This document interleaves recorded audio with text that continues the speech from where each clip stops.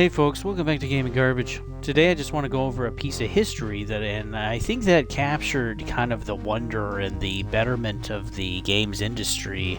And this would have been in the early 90s. Wolfenstein. It's an extremely old IP. It's probably older than probably half or most of us that are watching.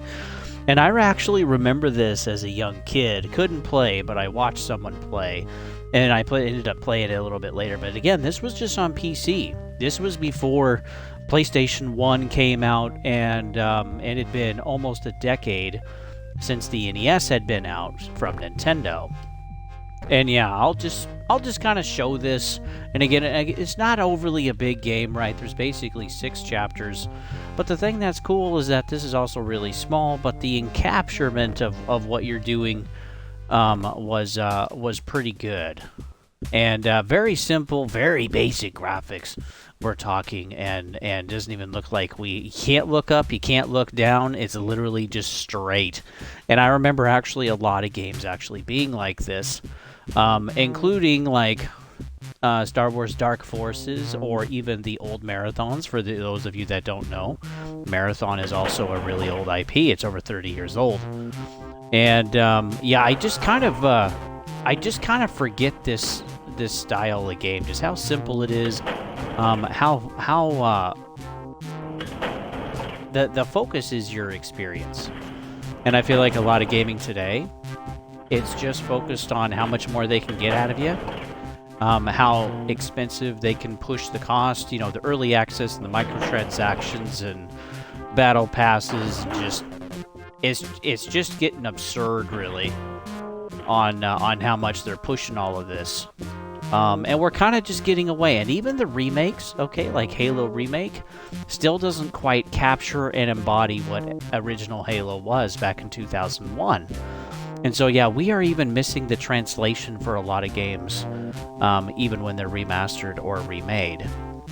And I just think that's kind of fascinating, honestly. Because, yeah, you wouldn't think it would really be a problem. Literally, the blueprint's right there, but this is just how things are. Nice. It's really cool, though, that this is available now on Xbox. This has become a backwards compatible game. You can buy this on the Xbox Store. And as you saw, we also have the achievements, which is awesome. Let me try the other side first. Because, yeah, that was basically it, right? No, that was more at the end.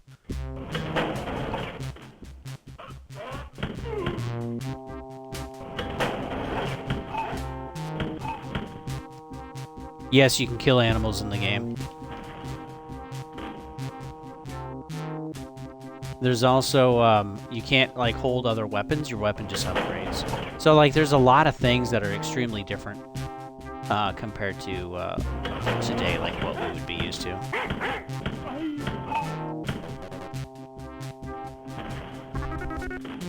Yeah, I still think it's just kind of fun to play, because again, this would be something we wouldn't expect.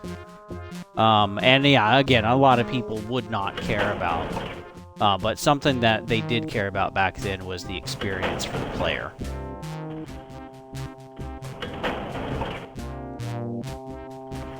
And yeah, I just miss how fun gaming used to be. Really. It used to be awesome.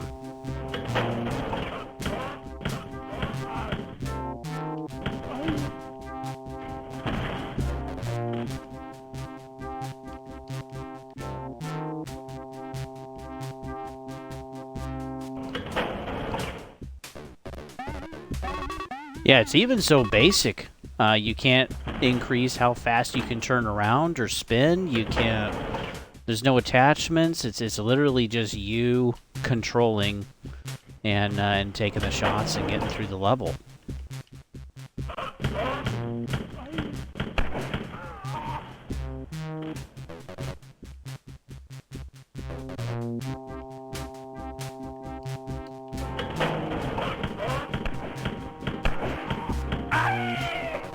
You can see, too, that there's, like, even though I'm past it, I'm still hitting the block that this is set in. So, yeah, you gotta really give things a wide berth.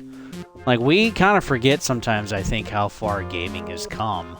And they were constantly innovating all the time, from NES to basically 2000s, or 2008 or 10, and then it just kind of stopped. We just kind of stopped innovating and just focused on graphics. And I don't necessarily think that's better. Like, graphics are cool, but again, if I can't remember the character's name, if I can't even remember what I'm doing, then why am I playing?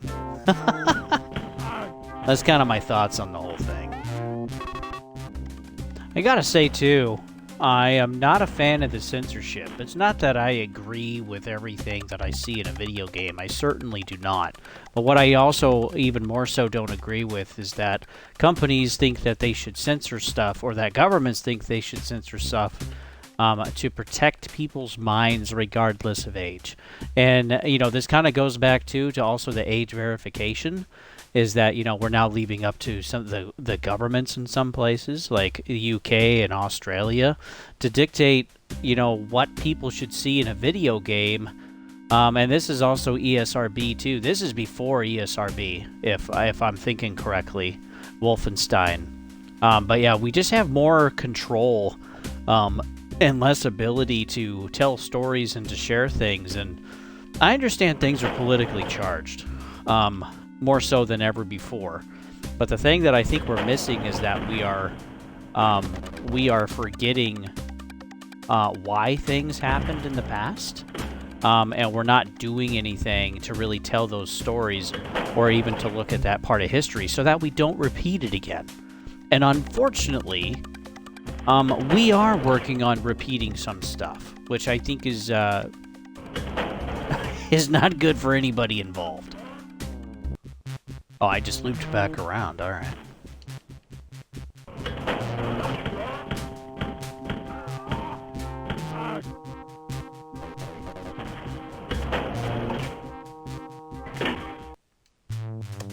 And that's the end of the level.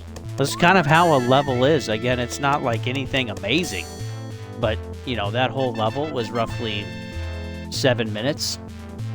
And yeah, timers and kill ratio and like secret treasure, and which I didn't find very much of it.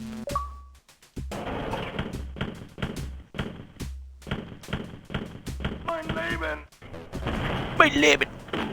That's where that comes from, for any of you that are 25 and above. So I'll leave it there, guys. What do you guys think? Thanks for watching. This is kind of a different one, but yeah, I do want to take a look at this and just chat about the difference between gaming industry, you know, 30 years ago compared to today. So thanks for watching. We'll see you guys on the next one.